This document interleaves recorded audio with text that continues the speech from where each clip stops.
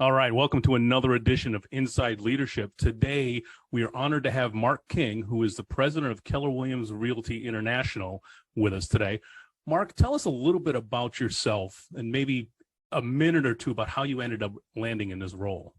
Yeah, that's a great question. I think the short answer is just grow where you're planted. It's one of my favorite concepts in terms of both being a leader, leadership, and also growing your own career. And I think no matter where you are, be great at what you do. It's kind of, and that quote's true to a lot of different people in our history. But I think the short answer is started out as an agent and got to, the top in my market, and then decided I wanted to lead some franchises and built some significant franchises. And over 21 years, I've had 10 different roles in this company, and I failed epically at every one of them.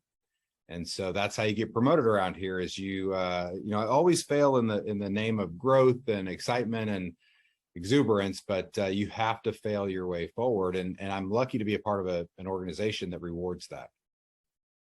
Excellent. I love that. So how did you choose real estate as your career? I blame a late night infomercial like so many people, but it really, I was in corporate America. I learned very quickly that I am a little bit of a rebel, which is why I'm a perfect fit to work with someone like Gary Keller, because he is too. And most of the people around here don't fit in a certain box. And I think being in corporate America, I worked at Sprint, and wonderful company, lots of great people. It just wasn't for me. And so I, at 26 years old, looked up and had a six-figure income and off to a great start in my career, which is, if you know anything about my story, I grew up extremely poor and, lived in a car for a while and that sort of thing. So to have a six-figure income in my mid-20s was crazy to me. My path was going to be to build wealth through sports or whatever the case was. And that wasn't God's plan. So, but I realized very quickly I'm not a 9-to-5 person because I honestly want to work more than that. I care more about the organization than that. I want to drive and control the outcome of my opportunities. So I was a better fit to be an entrepreneur. And it was late one night where I was wanting to figure out how to get into real estate investing. And to make a really long story short, came across an infomercial on a free computer webinar in those days. This is the year 2000, so you can imagine the technology. But it was a webinar around how to invest in zero down real estate, et cetera. And that kind of sparked the love for it. I got into it. I loved everything about it, and I've loved everything about it since. Excellent. I might know who that was, but that's a story for another day. Yeah. So what's one of the best investments you've ever made, whether it's time, money, resources, human capital? Yeah. So other than my wife, which is the single best investment I've ever made, I think I have to say that. Is she listening? She will be. No, she's an amazing partner. And but seriously, my personal life, I am so blessed and so lucky that I have an amazing wife who takes care of everything, at home, and it allows me to focus on our businesses so that we can build a life worth living. So I think that's number one. Number two is it's always the who. So there's not a financial investment I've made that's ever going to outdo the, one hire that I made that I always talk about is, her name is Rebecca Rose. She is all things operations. She's kind of the yin to my yang. I am not a detail-oriented person. I'm a trainer. I'm an educator. I hope to be a leader. She is the best integrator I've ever seen. So she could literally take the vision that I didn't know how to implement and go implement it on a daily basis. And so if you've read Gino Wickman's work on rocket fuel, it's kind of an autobiography of Rebecca and I. And that one hire changed the course of my life, my finances, my career, et cetera. And I've made hundreds of hires. And so there's a whole bunch of hires right behind that. So the human side of this, surrounding yourself with the right people, if you have the right who, and I always use a simple analogy. If you took the worst group of professional baseball players in the major leagues and you played against the best high school players in the country, the major league team would still win 10 out of 10 games, and usually by a score of 40-0, right? And so it always starts with the people. And so if you always remember that, and the challenge a lot of us have as agents, I was lucky to know who I was, but also who I wasn't, which was more important. And I knew I wasn't a great manager of things or a manager of people. I don't want to have to manage people. I want to hire the right people, let them loose, empower them to go make mistakes, and we'll go take on the world together. And I tell agents all the time, you left real estate sales a long time ago, and now you've entered human resources. So you better get great at attracting major talent to your life. Everyone that you see, this is one of the secrets I think I've learned, is you look at a Gary Keller, anybody you think is successful in life, and what you'll find is they all have one thing in common. That is the ability to share a vision that attracts really high level talent around them. And because of that, they grow amazing worlds. Love that. And that's a common theme that we talk about, we coach to all the time, is that first hire is such an amazing and so important integral piece of being able to develop your business. So thanks for that. So what's one quirk or odd thing about you that many others don't know? Well, I have a lot of them. The fun thing, if we were playing What Did You Not Know About Me, I have a long list. I've always been someone who, I guess the way I would describe myself is I am fearless of looking like an idiot. I often say my mouth and my foot are the same size for a reason. And where that's kind of manifested in my life is I moved 9 times in 12 years for school. So I've growing up, I've never met a stranger. I went to 4 different colleges. I played 5 sports in high school, 3 in college, and 2 semi-professionally. So I've always never been afraid of taking on things, and I've always lived a life where my mom inspired me to believe I actually could do anything I wanted to do. Whether that's true or not, I don't know, but she made me believe that. So I've written over 100 country songs. I've been in over 100 TV commercials. I've made 2 movies. I had a rock band for a very short period of time. By the way, not a great actor, not a great singer, not a great writer, but those are things. I've written poems. Like I look up and I go, well, if Jay-Z can do it, why can't I do it? Right. And I've always kind of lived a life of psychological leveling, if you get into that study, and it comes from growing up with self-esteem challenges and wondering why your family's so different than all the families around you, and why you're so poor and you can't have the things that other people have, and which could include food from time to time, right? So because of that upbringing, I'm super thankful for everything that's happened in my life, all the good, all the bad, because I've learned what I didn't want to be like, what I didn't want to put my kids through, what I didn't want to accomplish. And therefore I'm fearless to take risks and chances. I've had to rein that in from a business perspective, because I have, built some big businesses and then lost everything and played that game too many times in my life. So I've become more conservative around those type of things, but I am fearless of the stage. I'll sing for you right now. It won't be awesome, but if someone out there is going, oh my gosh, he's not a great singer, I don't care because I know I'm not a great singer, but I'm not afraid of those things. And so I think that's the quirks all revolve around the idea. And I'm not into shock therapy, meaning I'm not going to say something crazy and shock people to get their attention. But I think the quirks around me are just all the different experiences that I've had in my life. I was a kind of a youth pastor for a long time. I love kids. Had a lot of personal challenges around that, had lots of miscarriages, lost a child. I have 2 amazing stepchildren today, so there's a lot to this short 49-year life that has culminated in a whole bunch of experiences. And I think add them all up, and that's probably the quirkiest thing about me. Excellent. Thank you.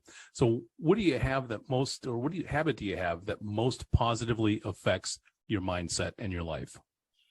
Well, it's a combination of things. I have to trick myself and build friction around my habits, because I am not I think the old idea of a disciplined person who I think of my amazing friends from the military who I just imagine them getting up every morning and making their bed perfectly and tucking in the corners and that sort of thing. And that's not me, only to find out that that's kind of a myth for all of us, right? So it's about the systems and the models around the habits. So I have a silly thing that I don't know if it's silly.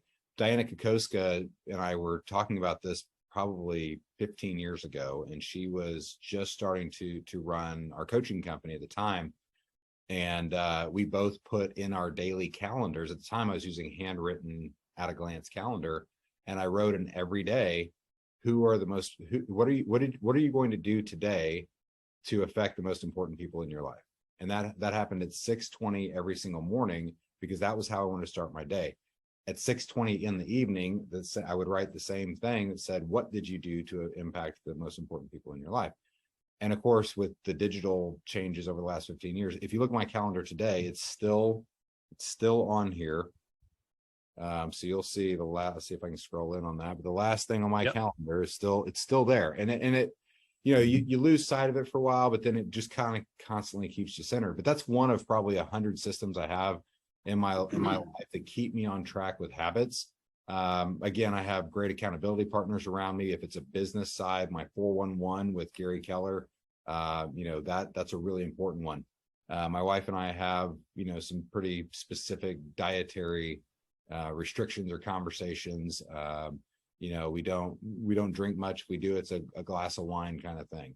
So we have we built in some habits that I think cause there to be more friction to let yourself get off track than others, if that makes sense.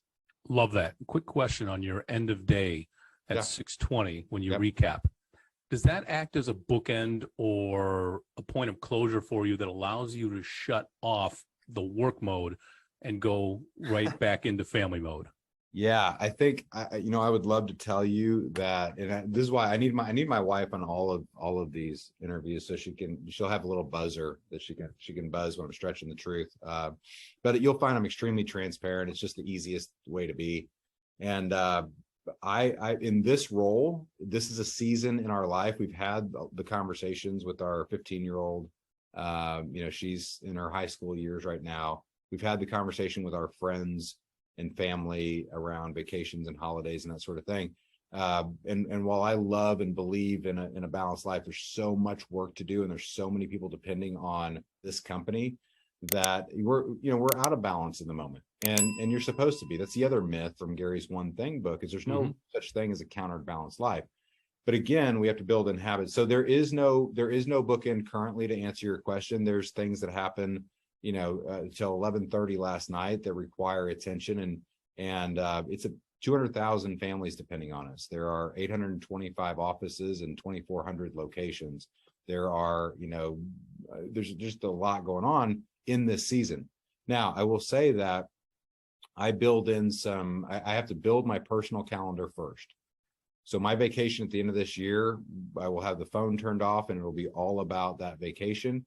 Every Wednesday night we have date night, and I won't respond to an email, answer the phone. At Wednesday at 5, you won't see me until Thursday in the morning. If you need something, find someone else, kind of thing. Sunday is our dream date. My wife and I get together every Sunday. We go over our personal finance, our dream goals, all important things in our relationship. But it's much different at I don't want to say at this level, because it's not a level thing. It's about the season that we're in, the market that we're in, coming out of COVID. I think we're in the hardest time ever to be in leadership in any area right now. And I think there's just a lot that requires our attention and our focus. Excellent. Yeah. So, Marc, what bad advice do you most often hear in our profession? Oh my gosh, there's so much of it. I would start this way. There are no shortcuts. I mean, you have to, yes, there's ways to innovate, get better, do better. We're going through, I think, what the Innovator's Dilemma book outlines so well in this industry right now. But the last couple of years have been extremely frothy. And the worst advice, and I see this happen all the time, and this is why I have a platform that starts with personal finance. And I'll give you my short theory on this, or version on this, but we all work to make a living. And I love the utilitarian, utopian idea of we're in this business because we love the American dream and we want to help our customers and I believe all that. And I think that's why it attracts the right people to this industry. But at the end of the day, we have to make a living or we go out of business. And so if you start with the end in mind and think about personal finance, getting your own house in order first is so important to building a strong business. So when it comes to advice or tactics or whatever the case is, we see real estate companies with no other value proposition go start offering cash rewards or stock, or it's been extremely frothy and the crazy things we've seen. And it works. It's very effective with people who don't have their own house in order. And they might be a top real estate agent selling lots of houses. Number one reason people get out of this business who are successful at it is income taxes. So people tend to take the short-term view of this business way more than the long-term view. And Gary says it, you're not looking for a great year, you're looking for a great career. And a great example is the times we're headed into right now. My wife and I are in a position after a lot of hard work to have our passive income cover all of our bills, no matter what happens in the market. So if we were running sales businesses right now, we do run brokerages and other businesses. We are, again, fearless about what's happening in the market because we have plenty of money to cover our bills because of decisions we made when times were good. And so for people who are stretched to the limit and we've got the highest ever student loans, credit cards, car, and mortgage debt in the history of ever. And there's gonna be a lot of people that wake up and make really bad lifelong decisions because of short-term issues. That's the number one problem in the industry. That's the number one advice. I wish people would take the view of, what do I truly value and where do I need to be in 10 years? I'm watching people, I'll give you a famous example. I had a competitor offer a $500,000 signing bonus to one of my top agents who turns out needed it and took it. And in 3 years, we'll pay $600,000. It's almost 3 years. We'll pay $600,000 back to that firm when they paid $40,000 in that whole time to our brokerage.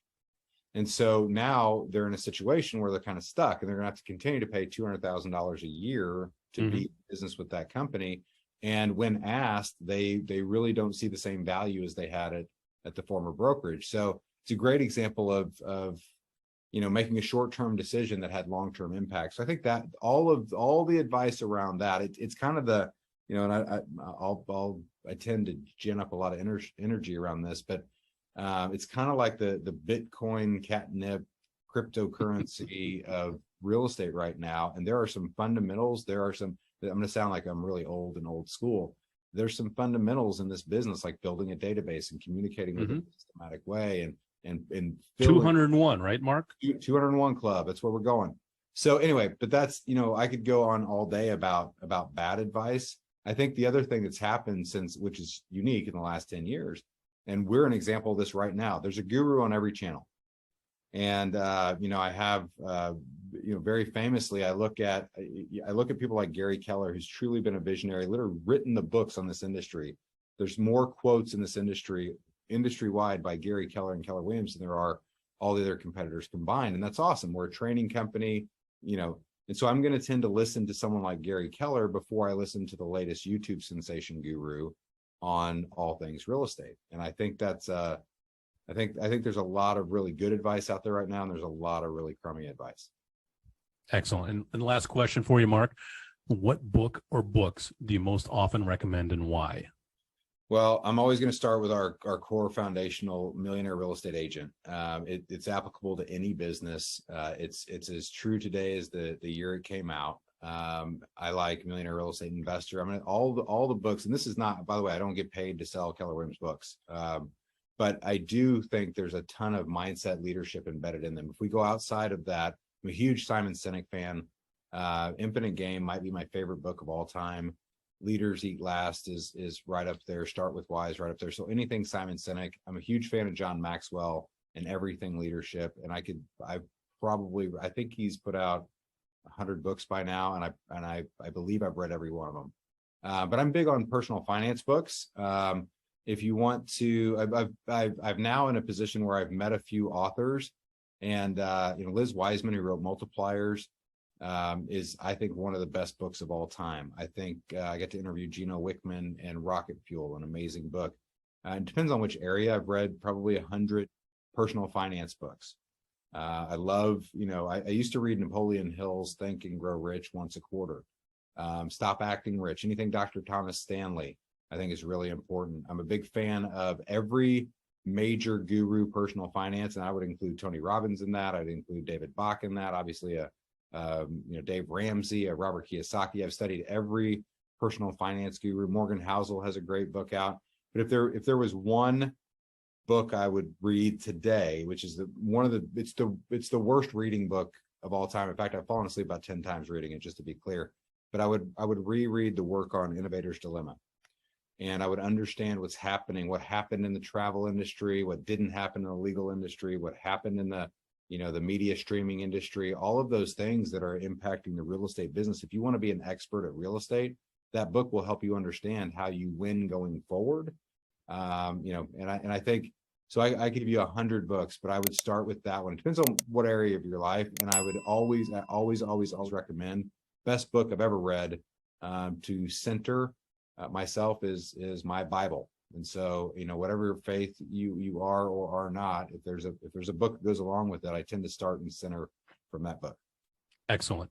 Yep. Marc, thank you very much for your time. Again, Marc King, president of Keller Williams Realty International. Thank you very much, Marc. Thank you. Let's go get them.